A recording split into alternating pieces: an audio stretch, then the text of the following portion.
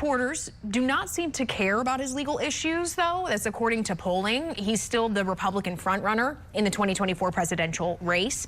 So criminal law specialist Lou Shapiro joins me now.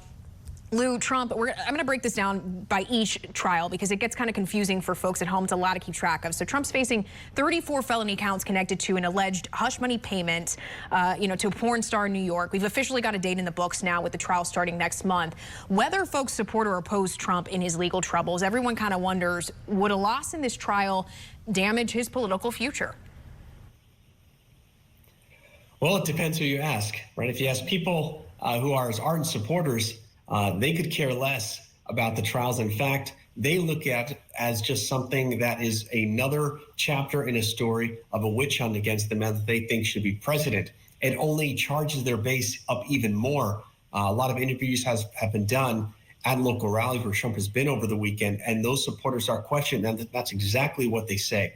But obviously on the left, completely different story. Yeah, and then you go to Georgia, right? Trump faces 13 felony counts for alleged election interference in the state. But we've actually seen the attention turn to Fulton County District Attorney Fani Willis. You've got the co-defendants, including Trump, accusing her of a financial conflict of interest. These are allegations that she denies, but they want her off the case. So do you think that the judge has seen enough evidence, if you will, to remove her office from this case in Georgia?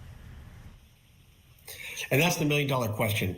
The judge is going to determine whether or not this issue that has come up regarding potentially bringing on a boyfriend who happens to be a lawyer, who doesn't have a lot of experience, or if any, in RICO, bringing him on, and then he's getting paid by taxpayer money. Does that constitute grounds for disqualification in the matter? And the judge probably will say it does not, because it doesn't go to the heart of the case against Trump himself. Now, at the same time, the rest of the world looking at this is just wondering, how could a prosecutor who is prosecuting somebody for something that is apparently done in an unethical manner herself be doing something that seems to be unethical? So regardless of what the judge rules in this case, I think this has already been a devastating blow to the prosecution. And she may on her own at some point say, you know what, I'm bringing somebody else on, I'm bowing out on my own, because this is just drawing too much negative attention to a case which is just going the wrong direction at this point. Well, let me quick follow up here. If she does stay on, the judge decides, to your point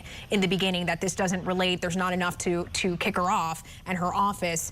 How does this affect potentially the timeline of that trial? Because of course, as we're looking at how these things play out, it's intersecting with the political calendar.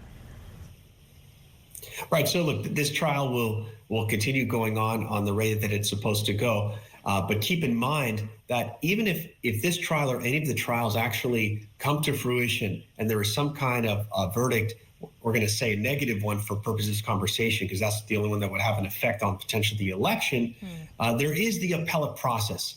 And when an appeal is filed, especially in stakes this high, generally everything will freeze. Stays of action will be filed, and then it will just be a wait to see what the appellate court does. And that will probably take us way beyond the November election. Okay. Well, this kind of prompts, something that we've also been following here with the 4 felony counts related to alleged attempts at overturning the 2020 presidential election that's in Washington, D.C. We've seen Trump repeatedly argue that he has presidential immunity. And then you have the appeals court deciding, no, he does not. We heard the Supreme Court hear oral arguments. It's going to be up to the Supreme Court to make a decision on this. If it rules in favor of Trump, what does that mean for his fight against all these criminal charges?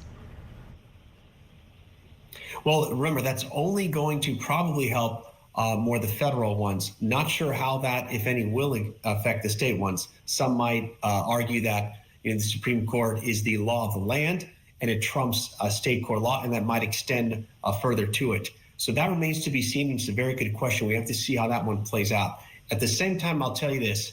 I don't think the Supreme Court is going to go to the length of saying that the presidential immunity clause applies, because the D.C. Circuit has some very good reasoning for why it should not apply, because if it did, then essentially a president would have unfettered discretion to do whatever he or she wants and never be able to suffer any consequences for it.